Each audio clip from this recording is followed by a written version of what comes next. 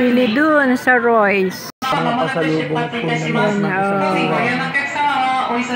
Bili sa Royce. Na binalot ng aluminum foil kasi madaling matunaw. Yan na, ganun pala yun, binabalot. Meron siyang nabili na madaling matunaw, kaya yun, binalot ng aluminum foil sa Royce. Lahat ng mga ang mga pinagdadalhan niya sa amin na kainan, yung mga pinapakain niya sa amin, yung parang mga sikat.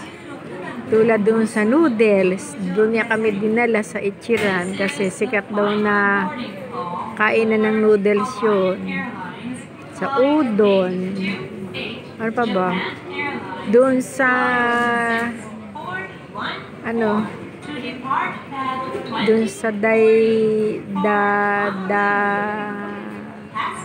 yung sa may shrine, pinasok niya kami doon sa kainan ng yung sikat na masarap na parang mochi na special version ng mochi, pinasok niya kami doon.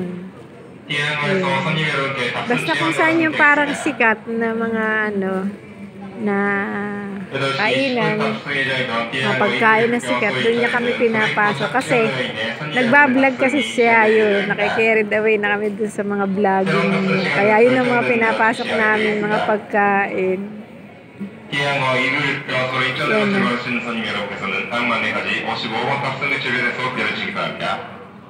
Hello.